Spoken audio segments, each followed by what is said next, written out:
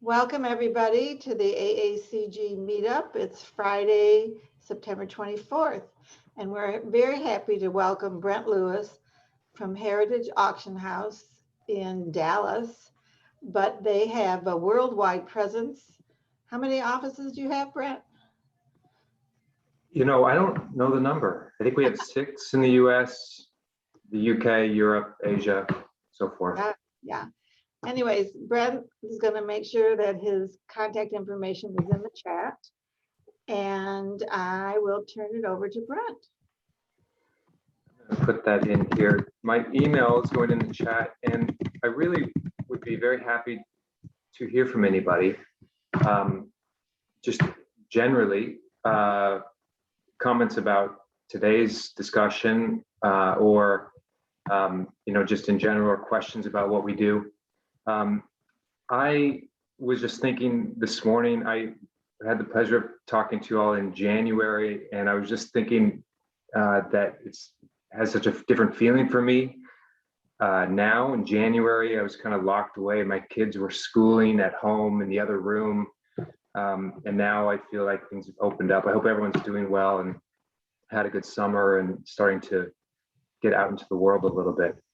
Well, actually, I'm sorry, Brent, but before we get started, we're not, besides this interruption, we're going to try not to interrupt Brent. So if you have any questions, there will be some breaks, but if you have any questions, please put them in the chat and I will monitor those and give them to Brent at an appropriate time. Please proceed. Sorry, a little housekeeping. It's all right. Thank you, Diane. And thank you to Diane and to Diane Farber and Linda for just helping to put this together. I'm going to share my screen. I have a little bit of a presentation, and I just, you know, was going to talk. Let me see if I can accomplish this feat. Bear with me. Okay. Do you see this? Yeah. Okay. Does everyone see this, the Robbie Miller ducks? Okay. These pieces by Robbie Miller in our upcoming sale. We have an auction next Thursday, September 30th in Dallas. It has a nice group of contemporary glass, and that's kind of what I'm here to talk about. But really, I was going to talk more broadly about auctions and my history and the role of auction houses. I thought that Robbie Miller might be appropriate to just kind of headline this, because I've been thinking about community a lot, and I think that the glass market is really based around community, and you can see that here in this meeting today. Robbie Miller, I think, represents that to a certain degree, of someone who collaborates with so many people. And I've been thinking about Pilchuck a lot as they celebrate their 50th this year. Stanwood, Washington's my hometown, so I have a personal connection there, and I think it's amazing what they've accomplished. And I just thought I'd kind of start by reflecting on that. Heritage Auction House is one of the largest auction houses in the world. This is Kathleen Guzman, you see here. She runs our New York office, but we operate in most collecting categories. We've had over $1 billion in sales this year. I think that says 1.3, almost 1.4 in the last 12 months. We operate in most categories of collectibles, anything that has a kind of asset class, and we're very active. I joined about 5 years ago. I live in Los Angeles, and I cover kind of the whole country and globally, running the design department for Heritage. Oh, I'm sorry. We do about 4 sales a year in design, and these were kind of the catalogs for this year. And next week we have September 30th, as I say, this sale coming up, which features that Pier Fornasetti cabinet that was designed with Gio Ponti, George Nakashima, that Conoid lounge chair, and a lot of other things. One thing I want to talk about, as I say, is just what is the role of the auction house. And I think it's important to note that auction houses are the secondary market. In my career, which has been about 20 years, I've witnessed a big change and a progression within the auction industry and how the auction industry has evolved over that time. We are the secondary market. We are generally selling things that that have already been owned, that are coming through collections, coming through dealers or the trade. But there has been a shift, and generally that shift has been from a business that has been by and large wholesale to more of a retail business, where because of the innovations of the internet and so forth, we're reaching more people globally, and more kind of end users or retail clients. And that has implications for how the business is structured. I started working at Bonhams and Butterfields 20 years ago. At the time, Bonhams had just bought Butterfields from eBay. eBay, in that kind of first internet bubble, wanted to have this brick and mortar presence, only they realized at the end of the day it was very inefficient and couldn't scale the way they thought it might. In those days, a lot of the auction sales went to the trade. You had at Butterfields this kind of sunset sales or regular estate sales. Most auction houses, even the big ones, had those where dealers could come, they could camp out. You'd have to be in person, and they could buy a large segment of what was being offered. That would change over the time. After my time at Bonhams, I moved to Philadelphia. I joined Freeman's Auction House, which was celebrating their 200th anniversary at the time. They're the oldest auction house in America. Auctioneering, especially in our country, was moving from essentially a regional business with small firms that would service and be quite relevant to a specific geographic area, towards moving into larger businesses that were finding global audiences through the internet. You had other internet companies coming on to facilitate those transactions and that kind of outreach. So all of a sudden you could be in, say, Philadelphia and sell to someone in China or Europe or South America. And you wouldn't have to know them, they could find you, and there was connections kind of taking place and happening. That had broad implications for the business. Brent, wait, Brent, Yes. Are you sharing your screen right now? We don't see anything. Okay, let me come back to that. I apologize. I wasn't sure if you were sharing it. It was. How's that? Yeah, that's good. Thank you. Okay, let me put that back up again. Okay. Do you see that, Diane? Yes, I think All right, we all thank do. you. Thanks. Thank you. So again, we're talking about the shift from wholesale to retail. We're talking about the shift from regional to global. After some time at Freeman's, I moved to New York and I started working for Christie's Auction House, where I worked actually twice. It's a longer story there. At the time, I worked initially in what was called house sales. And again, we would have dealers come in and sit there in the back, and they would, they stopped being able to buy everything, but they could buy what no one else wanted. And so we would have, say, 4 dealers. They were all friends. They'd sit in the back. I'd come talk to them. They'd bid in the morning. They'd go have a steak, and they'd come back. And if no one was bidding on something, you'd call to the back as the auctioneer. You'd say, "Hey, Joe, what do you want to pay?" And they would, put their bid in. Those sales don't take place anymore. That department, I believe, is essentially closed and consolidated. Sales I referenced at Bonhams don't exist now. That market has shifted. The market for antiques has dropped considerably. And part of that, I think, has to do with the shift from a market that's based on wholesale and trade and the collector to the decorator. And I often refer to this as the current market is kind of a style-driven market. So taste has changed to being a little more subjective and a little more eclectic. And when people who maybe don't have an interior designer or don't work with a dealer or a gallery or buying things generally in various parts of the world, they can make their own decisions. They can mix and match. And we start to see that affect the business. It moves from beyond being in just a niche and being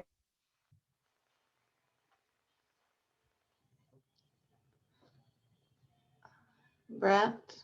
engaged with more of a general buyer. I can keep going. Did you lose me? You're breaking up just a touch. Try again. All right. Let's try that. Can you hear me okay? Now we can. Okay, let's try that. Thanks, Diane. After spending time at Christie's, we also see the consolidation of markets. So whereas we used to have various markets like silver, rugs and carpets, English furniture, European furniture, they start to be combined. And contemporary art starts to come in and take over. And we see a lot of the attention and the mechanics of the business structure of the auction house being altered.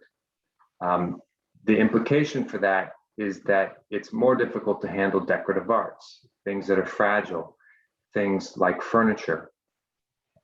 At the time, no major auction house really was focused on a market like contemporary glass. I moved about 5 years ago to Los Angeles with my family. I started to work at Heritage, and my goal was to create a department in design that could accommodate both high value and important things, but also mid-tier and low-tier things that I thought we had an audience for. And I wanted to do that in a way that was sustainable. And what do I mean by sustainable? And I think that the answer to that is found in understanding what the role of an auction house is and what is it that we do best. And I thought we could talk about that a little bit. An auction house is many things at once. We're a marketing platform, we're a broker, a sales hub. Perhaps more than anything else, we are a service provider. There's necessity to auctions. That's why it's such a long-standing trade. It's been around for hundreds of years. We provide an outlet to sell a wide variety of goods for the highest possible price in a public way. We have to do it efficiently since we work on a fixed commission, and we have to do it well since that commission is based on performance. We have to maintain relationships since we're a service industry in that sense. And we have to provide a broad service to sellers and work with transparency to buyers so we can establish a level of trust as a good faith broker. We can do appraisals. Appraisals depend on having a fair market value, which depends on sales. But at Heritage, and I think in general, that has to be firewalled and kind of separated. Our appraisal department operates as a separate company rather than being tied to our sales team, if that makes sense. I also reflect on what we don't do and what we certainly don't do well, which is we don't represent artists. We don't establish markets. We don't work strategically with a single or a group of artists in mind. We don't dictate the market, but I think we can influence it. And I think a lot about what steps we can take in that direction. We, as an auction house, are also a marketing platform. We are very active in print and digital and essentially make content around the objects we sell. The tools for doing that have improved a lot over the last 2 decades. I was talking to an older gentleman who was turning 97 in a few weeks the other day, someone who's been in the design industry since the 60s. And he commented to me after he got our catalog, he said, you know, I just think it could have been much better produced. And I get this kind of comment a lot. And I said, you know, you're right, the paper, the way that the layout's done, but I'll tell you what, the print catalog does not have the same importance as it used to be. People don't care as much. And people now call us and say, don't send me catalogs. We don't want it. Now people are online. And so our investments and our resources are pouring into our digital platform. So we're spending a lot of time making other types of content like videos, like extra images, like 3-dimensional or 360-degree photography, things like that. That's more appealing to the kind of virtual world we live in now.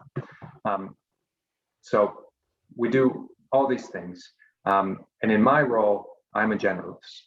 If you look at the sale that we have next week, you'll see mid-century modern furniture, craft, contemporary furniture, ceramics. We have glass, of course, cocktail shakers, everything else. We have works that span 100 years coming from different parts of the world.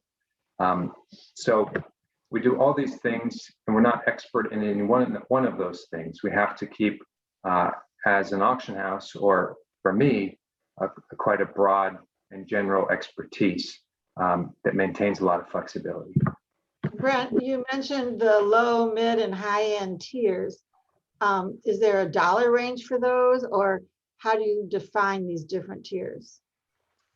It's subjective. People ask about minimums and things like that a lot. For my sales, it's based on my own kind of viewpoint. I'll have something that's $500 or $100,000 or more. So it depends on what value I think it has, what potential it has, if it's coming with a group of things versus maybe a single item consignment. If it is part of perhaps a story that I'm telling, I'm more likely to take a low value piece of glass that can go into my glass group than I am maybe a low value piece of furniture. So there's a lot of different things that we weigh in that respect. Thank you. I thought I could talk about pricing, which is pricing at auctions is a little bit of a it's a hard thing to discuss, because on the one hand, I don't decide what the prices are. The bidders do, but we do establish pre-sale estimates. We do establish starting bids, and those estimates are based on comparables. And you can think about real estate and comps. And like real estate, there's a lot of factors that drive the market, and it's the same for what we do. If we think about glass, we have to think about the market for that particular artist or maker or factory. We have to think about what a similar piece has sold for and recently, and where it sold, and what estimate it had when it sold. We have to take into account the buyer's premium that was involved in that. And we weigh all those things out, and we also have to take into consideration the goals of the seller. And so sometimes we may have a higher estimate. Sometimes people say, please have a low estimate. I really need to sell this now. So there's a lot of different things that we have to look at. Generally, we take a conservative approach. Conservative prices lead to greater engagement. It drives people's interest. And generally, I'm fighting for people's attention. There's a lot of things happening in the world, and the more attention I can get, if I can get them involved in the sale and get them engaged, it will lead to sales, and ultimately it leads to more competition. I think that that's the biggest factor in having successful sales, is being able to start at a level where we can bring people in. We start low and we try to sell high. A retail market may do the opposite, where they start high and they discount downward. Either approach is fine depending on the context. We sell it to the highest bidder. I think that's really important to repeat. We can always have another bidder come in and affect the price, and one bidder does make a difference.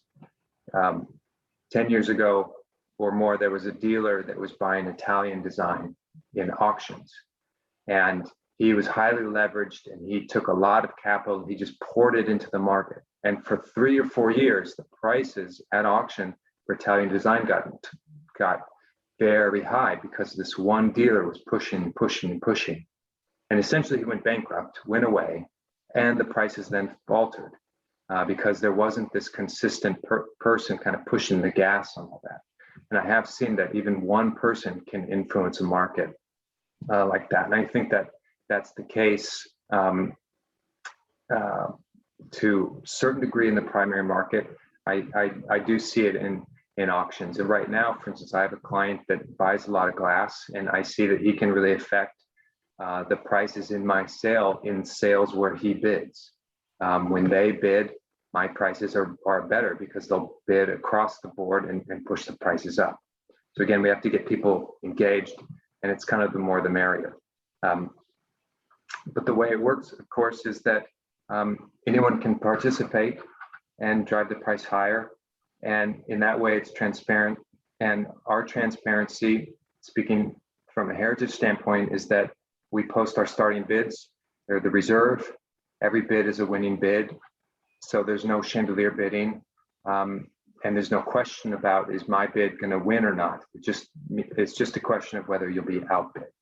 I think that a healthy market is one where all parties with a vested interest work together. I recognize, and this has come up before, and it will always come up, that an auction often does not achieve the same prices as a gallery will for a similar work, or that a gallery sold that work originally for. Of course, that begs the question, what's the fair market value? That's a different consideration and another discussion. But we can put that question to each other as to why that is. I think the point is that auction is often the best outlet for a particular seller. Other times it's not. And I have this discussion a lot with people, and often refer people elsewhere, say auction is not a good option for you.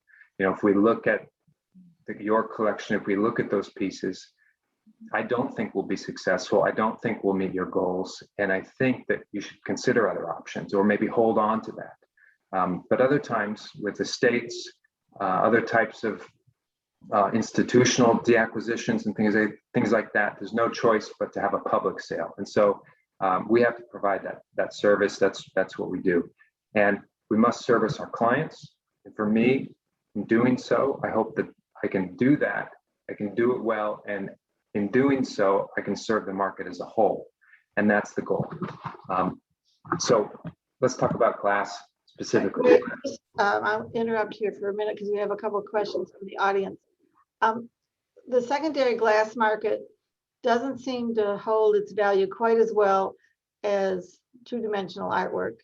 Is it just the time right now and the competition, or do you have an answer? I was going to talk a little bit about that. So let me continue on, and then Great. Let's revisit that question.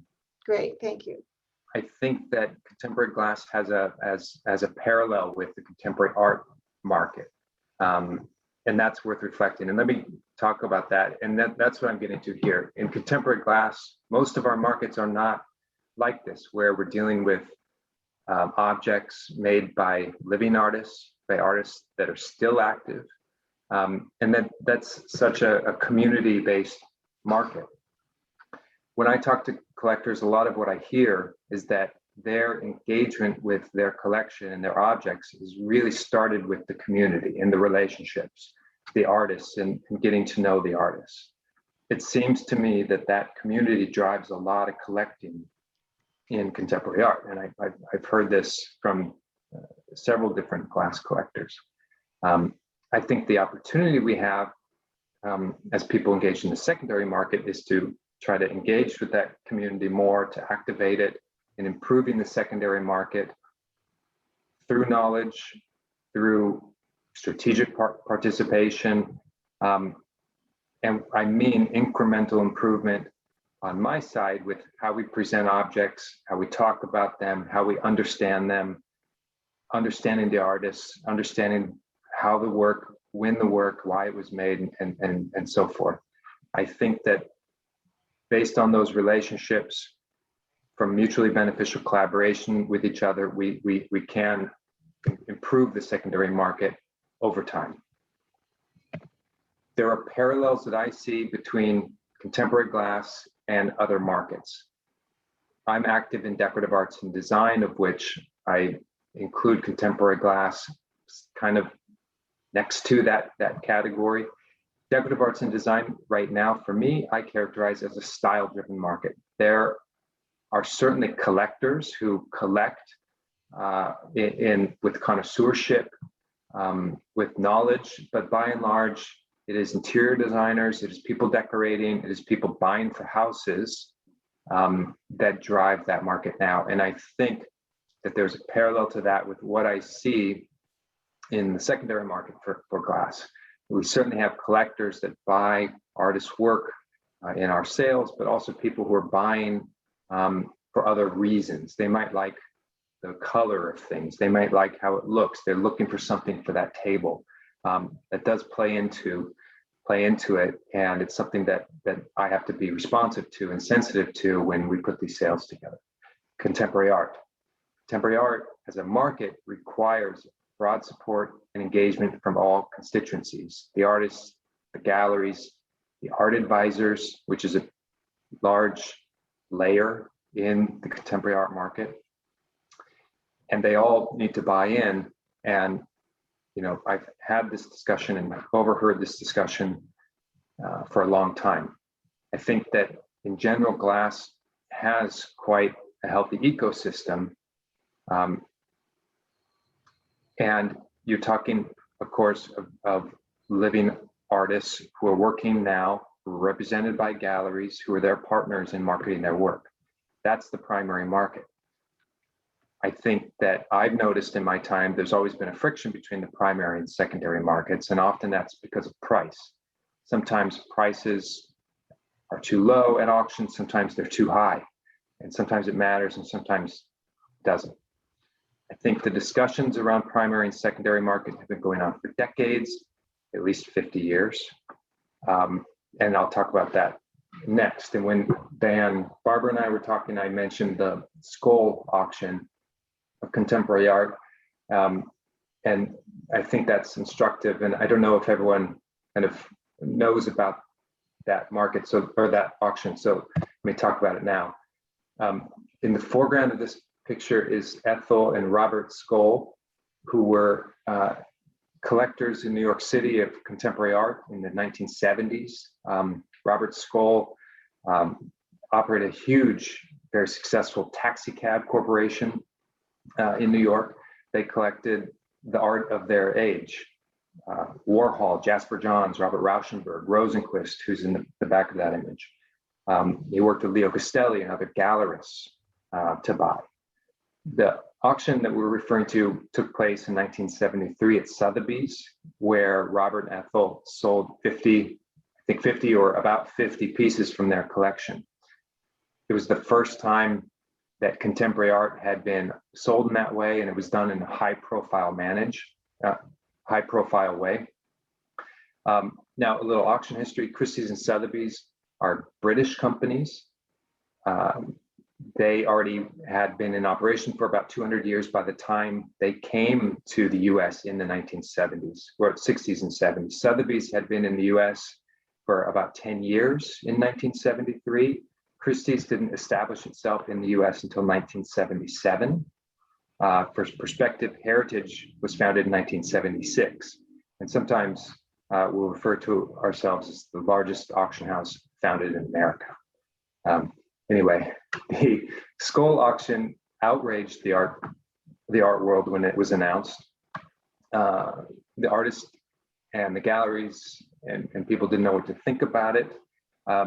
Prices in that auction were well above what the Skolls paid for works. A Rauschenberg they paid $900 for, sold for $85,000. Of course, I don't know what that would be worth today, but Robert Skoll had an argument and famously had a dust up with Rauschenberg at the auction. And he tried to tell Rauschenberg that this is going to help you. And you can argue that it does establish a broader market for the artist, but that took time. And again, we're 50 years into this discussion. The primary market can have an impact on my business, but of course it's useful to explore the implications of the secondary market or the auction market on an artist's sales or an artist's primary market. But the Skoll auction is interesting. There's lots of articles about that auction if you want to look it up and read about it. I think that we don't have a great system for selling work by living artists. in our country. There's no functioning resale royalty policy in our country. Europe has the droit de suite in the European Union, which is a small percentage that is given back to the artist on the resale of works. California tries to have something like that, but it's not really functioning. So there is an issue of the increase in value of works by contemporary artists, where that increase is not reflected back to them. Low prices, of course, can undermine their efforts to build a marketplace for themselves. High prices can degrade the efforts of a gallery in being strategic. And I put this chair. Does anyone know this chair? You've seen this before? This is a chair by Brazilian designers called the Campana Brothers. And they're contemporary designers and one of the most important kind of proponents of contemporary design the last 30 years. And this is their banquette chair. It's stuffed animals that are sewn together. And this was introduced at a gallery called Moss, where I happened to work for a couple years. And when they first came out, they were very popular. There was a big edition, I think 125 in the edition. And they were not that expensive, 5,000, and the price would go up. And they were selling for $20,000 or something like that. One was sold at Sotheby's auction in, I believe it was 2007, for about $50,000. Now, on the one hand, that's great. Everyone should feel good that you have a high price for something, but in fact, it kind of wreaked havoc on the market. The designers saw that, they raised their price. So all of a sudden, instead of their kind of wholesale price being what it was now double. So now the retail price had to go way up. So by the time I was at that gallery, a retail price for one of these chairs was now $125,000. Very difficult for people to buy it, but there was less interest in the secondary market. So the auction value was not 50 anymore. Now it was $25,000. So now you have a big disparity. No one knows what to think. It's big confusion, and it's a very challenging market in that case. So high prices, certainly can be good, but also can be counteracted to a certain degree. Galleries in contemporary art have experimented with contractual stuff and rights of refusal and trying to have the right to buy back rather than having things go to auction or being sold elsewhere. I think that has not been smooth implementation of those things either, and you can Google that and see lots of lawsuits and billable hours being devoted to that. To a certain degree, I think that from my perspective, a modest market without speculation may be more valuable than a surging market. I think that a lesson from contemporary art is that speculation that can occur in a very hot market or a surging market can also have negative implications for the artist. So going back to the secondary market, and I've just got a little more to talk about, and we can talk about the sale and answer questions. But things that I think about in terms of how is the secondary market structured? What matters to it? And these are some things that I kind of jotted down. But first of all, how prolific was the artist, or is the artist? How much work did they make? How rare is the work that might come onto the market now? And how much work is still being produced? It's hard for an auction to develop a very strong market when a collector or buyer can go buy from a gallery, because many people would rather buy directly. They want to support an artist, they want to buy a gallery. So it's hard to expect people to pour the same resources into an auction as they would in buying directly. So that is a consideration. What is the profile of the artist? Are they international, or are they more a regional artist? Do they show international? What about museums? What about museums that aren't glass focused institutions? What about exposure beyond the glass world? I think that's important, especially if we want to broaden the market. I think of Yoichi Ohira, who works in glass, and I'm sure many of you know his work and collected it. He's someone that I think does have exposure beyond the glass world, and there are galleries that he works with, like Pierre-Marie Girard in Brussels, that is not specifically a glass focused gallery, that works with him and promotes that work. I'm not saying that working with a glass focused gallery is a bad thing in any way, but I'm talking about the exposure and broadening horizons, and the simple ramifications of some of these factors. Who supports the market? Who are the friends, the tastemakers, champions, the curators, the gallerists that come into play and support that market, whether it's primary or auction? Who takes responsibility for building their market proactively, strategically, and being engaged with it? That has a big implication. And then, of course, there's changing taste, changing relevance, changing understanding of the artist. There's a great auction that I like to look at that catalog sometimes. It was about 20 years ago. There was a Masterworks auction that Christie's had. The last lot was the Philip Johnson townhouse in Manhattan, but it was this beautiful auction. And there's this great lot in there, a work by Howard Bentry. And it's interesting to me when I look at that, because we hardly ever see his work at auction now. At the time, he was at the forefront of what was happening, and the people who put that sale together thought that he was the one who should represent the contemporary glass market, and a masterwork by him should be included. But I'm not sure, and I'm not sure that same decision will be made today. You know, with all respect, I admire the work, but I think that there is something that can happen over time that can have impact on the artist's work. So auction prices are a snapshot. And what I mean by that, at the end of the day, it represents where the bidding stopped. People will say to me, if they look at an auction, they say, oh, it sold for that much. I would have bought it for that much. And you know, that's easy. That's an easy reaction to make, and I make it for myself all the time. But you have to understand that that bidder bought it for that amount. Your price would be higher. No matter what, the next bid is higher. And you don't know how high that bidder would have gone. And I can't tell you how many times as an auctioneer, I have a max bid on the absentee book that's higher for what we sell it for, because we need engagement. We need a dancing partner in that. So the bidding stopped at that amount. So the auction price is simply where the bidding stopped on any given day, at any given moment, and there's a context to what that is.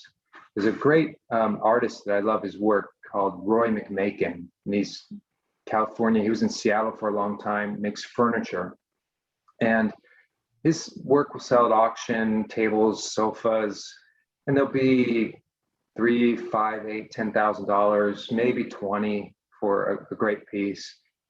And years ago, there was a desk that sold at LA Modern Auctions for, I think the price was $125,000, and I just couldn't understand it. And one day I was with Roy and I asked him, I said, did you see that? What was the deal with that desk? And he said, oh, well, that was the desk that was in my shop for all those years when I had Domestic Furniture, my company in Los Angeles. So all my great clients would come in, and when they would see me, they would see that desk. That was the desk. And when you understand the context of that, and you understand that people have different connections with specific works, there's a backstory and there's a narrative that is relevant to that price. So is that a good comp to use? Is that a good understanding of the value for his market as a whole? It's hard to say. I think that sometimes there's subjectivity to it, and we have to understand the story. For me, I've worked with a lot of sellers, and of course I have to be sensitive to the price, but I judge success not just on the price, but whether we met their goals.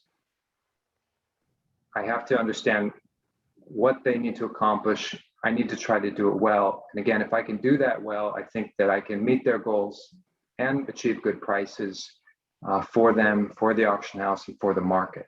But what I'm trying to point out is that it takes collaboration, it takes a lot of engagement. And in the case of contemporary glass, or where there's active artists, I think it takes a lot of people to be involved. That's the story for me. I think there's a lot of people with vested interest, like artists, like galleries. I think we can remain engaged and open for communication. I think information can help. I love it when I can be engaged with an artist about something that I'm selling, learn more about it, include that in the cataloging, talk about that when I talk to collectors. And I think that really can help and can make an impact. And sometimes that might just be, in reality, the impact of 1 or 2 bids. But the impact long-term for that buyer or that artist, there might be a new relationship formed. I think it does have implications beyond just the price. So I think that within the glass community, we can continue to do these stories and tell these stories well. The story of the work, the artists, the provenance of pieces of history, and listen to them and share. And that's the story for me. So Diane, I'm happy to take some questions about those things. We can talk about the sale highlights. Right. How do the different auction houses compete? You know, is there a difference? Is it just a matter of personality? How does that work for you? So I've worked at Bonhams, Freeman's, Christie's, Heritage, Wright, ArtNet Auctions, Paddle 8. My wife worked at Sotheby's and Phillips. I feel like on the one hand, I have a really good perspective on this. I think it's subjective. I tell clients, so first of all, practically, how do we compete? We compete for consignments. Often people will get different opinions. They'll say, hi, I want to sell this object.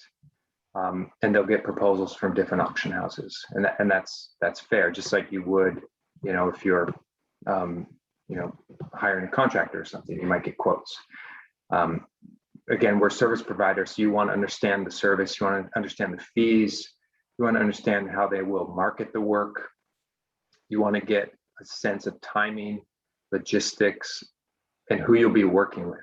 I tell people that are going through that process, they should find someone they're comfortable with. It's a long process of months. You want someone that's going to advocate for you, not just in the market, but also at the auction house, to make sure that if there is a problem, it can be handled, it can be resolved. You know, you're going from pickup of the item, cataloging, the sale, through payment. So, you know, you want that to go smoothly, and you need someone that you can work with, that you can call, email, that's going to be responsive and walk you through it. I think that the differences between auction houses are small. I can be in any one auction house and make an argument for why that is the best auction house for you. If it's a large one, I'll say, well, we have the best exposure for your object because we're the largest auction house. If it's a small one, I can say, well, we're focused and we are focused on your market, and we know more about your market than anyone else. And I can make that argument from any perspective, but I think that at the end of the day, it's case by case. You want a good auction, you want someone that's going to work hard for you and advocate for you. You want a good situation, good terms, good marketing for your pieces. Should be in a good sale that's going to be supported by ads and marketing and things like that. So I think, I mean, initially, I mean, that's a whole other presentation, but that's my initial answer to that, Diane. Okay. Now, I noted that you also do fundraising for various causes. There's an October auction for Stand Up for Cancer. I think that's very admirable. Do you have anything to add about your fundraising for charities? We do some charity auctions, either like that Stand Up for Cancer or some others that are more public and actually hosted on our platform or promoted by Heritage, the company. We also, as auctioneers, we will assist and host charity auctions a lot, and different people do that in different places. We have an audience, we have a marketing platform, and we know how to sell property. So on the one hand, we can do that well.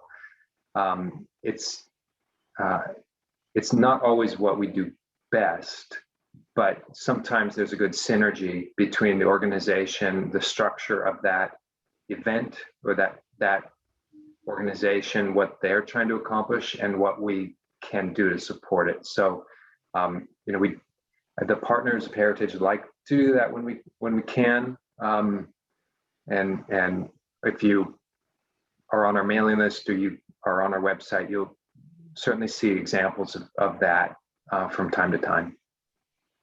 Great. There are a few more questions. I know we do want to show the glasses in the upcoming auction. So let's see how that goes, and then we'll see if we have time for a few more questions. Thank you. We have 35 or 40 pieces of glass next Thursday. These are a few. I love that Tutsinski. It's a large, more recent work, beautiful colors.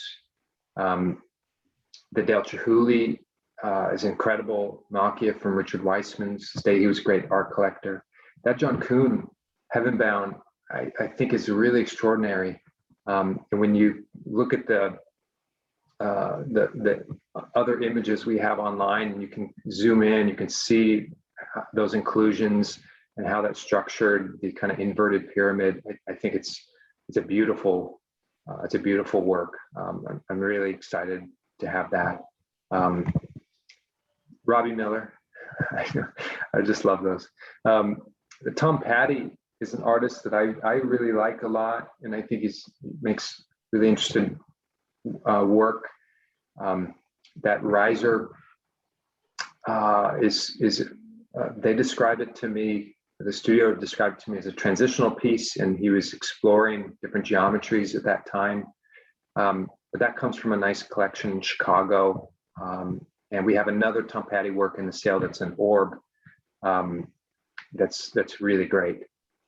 Nancy Callan, Captain America. We have two Stinger in this sale, and this one has these kind of great primary colors that I really enjoy. And of course, I love Massimo Micheluzzi, and I think it's a little bit more in the traditional Murano tradition, but the work is so sculptural, and the forms and the surfaces I think are really compelling, and I like the colors a lot, and I like when he gets into red like this. But that's in the sale. Aside from glass, I thought if I could be so bold to show you furniture, but we have a lot of ceramics like that Claude Conover pot that's in front of the Kagan sofa on a Frank Lloyd Wright table. Green and Green, we have a Green and Green group in this sale, including some seating from the Culbertson House, which is in Pasadena. We have two sofas, dining chairs, and these chairs, extraordinary work. Nakashima, we have a nice group of Nakashima in this sale. We have a lot of ceramics. James Levere is an artist I really admire, who worked primarily making bowls, different glazes, and his most champion glazes are these lava, rich, deep, expressive lava glaze.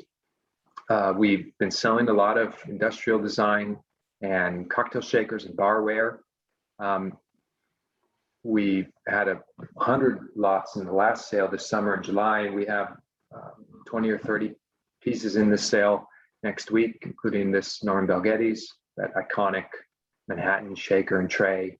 And I couldn't help but include this Jean-Michel Frank suspension light from Francis Elkins and David Adler interior from Chicago, 1928, 29.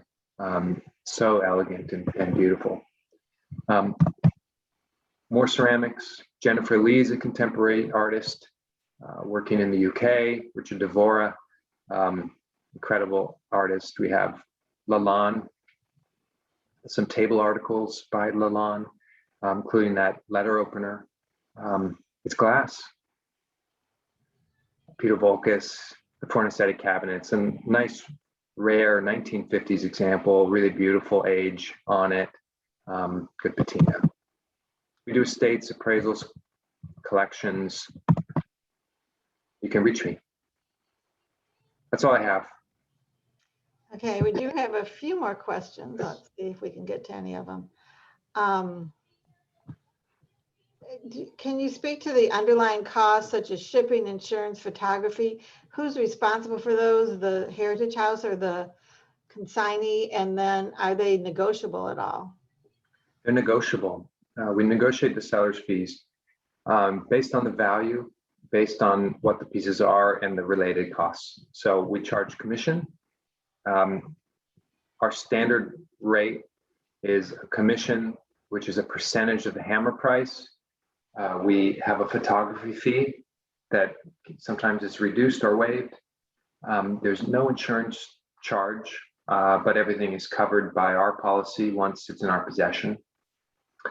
There are unsold lot fees, which are almost always waived by me. And that's the consignment agreement. Those are negotiated usually after I understand the value of the consignment. I offer what I think is fair, reasonable terms. And if you disagree, you can say so. Shipping is usually the responsibility of the consignor, and we will either arrange it for you and have the works picked up by our shippers, or it can be brought to us. Sometimes we'll pay a share of it or all of it, depending on also the value of the consignment. So, you know, at the end of the day, we want to have a reasonable and a fair agreement. We need to maintain a profit. So it depends on the value, and you know, the costs of processing, say, a painting that's worth $100,000 is, you know, that's very different from handling a dining table that's worth $1,000. You know, so we have to take those types of things into consideration, but we'll propose something that's fair and then talk through it. Have you profiled the demographics of the people who buy glass art from your auctions? And if so, what have you found? We try a little bit. There's a lot of new people buying, bidding and buying, and there's people that I don't know.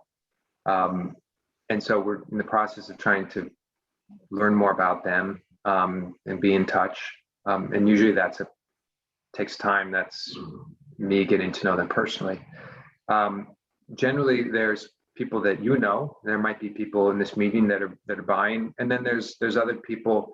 What I noticed over the years is that auction does sometimes have a different buyer. So there might be someone that buys from us that doesn't go to galleries, or there might be people that buy from galleries that doesn't come to us. I think that we're starting to see some younger buyers buy glass, which is exciting for me, and we're starting to see it grow through new people. It depends on the artist, though. Can we have those names? With the names of the people? Of the younger people to join our organization. Younger people, yeah. I think it depends on the artist. You know, there might be an object in the sale that sells for one bid to one client, or there could be an object that has 20 bidders on it. So it's very subjective, and this kind of goes back to what I talked about with the secondary market and how we view those things. So do you track the hammer price versus the estimated price, or? Yeah. That basically, yeah. Yeah. So if you, for instance, go on our website and set up like an email account, you can see all the prices that we achieve in any object on Heritage. And I think that those prices, and I'm sure it says it, but those are prices including buyer's premium. And I don't know if everyone knows about buyer's premium, but the way that every auction works is that you sell it for the hammer price. Ask them if they guarantee the authenticity and the condition of the piece. Sorry, I missed that. Go to chat. Maybe Shane. Nancy Sherman, your microphone's on. What did you have Okay. a question? Yeah, two. Now your microphone's off. Well, let me explain the buyer's premium, then we can move on to the next question. Yeah, hold on a minute, Nancy. Brent's in the middle of answering another question. So we Okay. sell for the hammer price. We take a commission, whatever was negotiated, if there is one, from the seller, and we have a buyer's premium on top of the hammer price. And the condition. Okay, Nancy, and- oh, sorry, go ahead, Brent. And the prices you'll see on our website include the buyer's premium. When I look at things, I look at that price. I mean, I know what the hammer would be, and it's easy to calculate. I look at the estimate that it had when it achieved it. I think that's really important. If I see something and I see that the estimate was $10,000 to $15,000 and it sold for $10,000 with the buyer's premium, that means it hammered at $8,000. It makes me think that it sold basically for the reserve, probably on one bid. And it makes me think that that might be a thin market, or maybe there was only one person bidding. And it makes me think either that was overestimated and there wasn't enough people involved, or perhaps it's just a thinner market. If I see something that sold for $10,000 and the estimate was $2,000 to $3,000, that tells me there was a lot of bidding.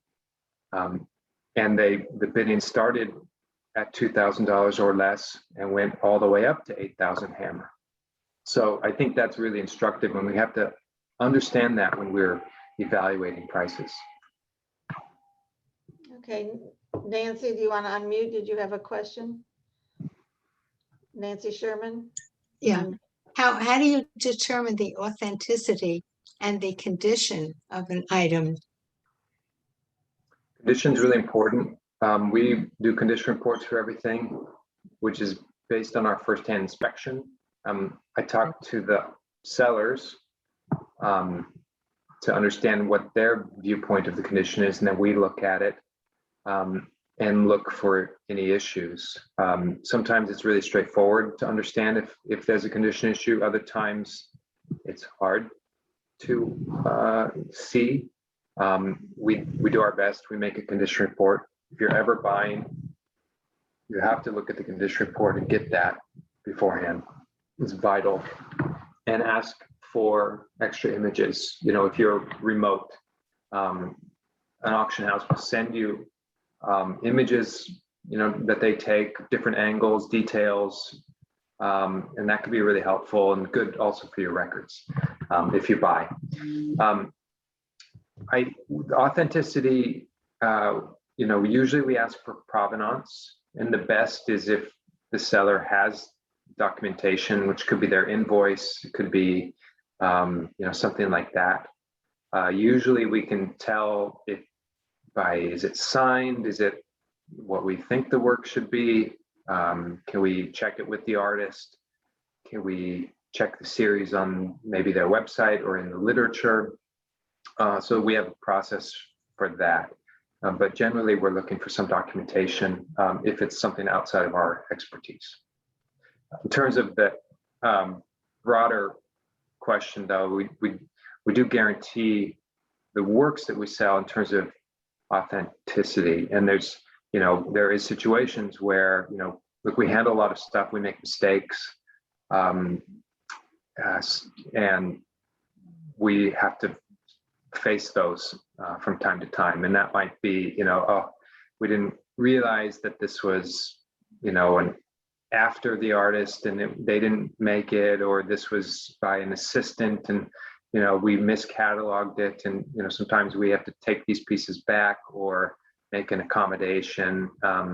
We have to work through these issues sometimes. There are mistakes made. All right, if anyone else has a question, they can unmute themselves to ask Brent. Brent, when is the auction that you showed us? Give us the dates again, please. Auction is September 30th, next Thursday at 11 a.m. Central, noon Eastern. And what I'm going to do is I put my email in the chat. You may get my emails also through AACG, so you have my email. I'm going to stop this, and I'll just put in the chat here a link to the auction, and if you can copy that, put it in. Oops, that went maybe just to one person. Let me try this again. If you're interested, copy it, because once we end the meeting, it's no longer in the chat. So if you go on heritageha.com, you'll see links to it. You can see design. You can email me. If you email me, I'll send you a link to it if you're interested. Yeah. I have a question. Can you hear me? Yeah. My question is, if there are enough pieces and they're large, do you ever have people that come to the seller to see the pieces up live and personal? And how do you handle if pieces are big? They don't have to be so big, but they need to have some box with the foam, in terms of getting the pieces to you. How do you handle that? Yeah, great question. Really two questions. We do travel. We travel less now than we used to.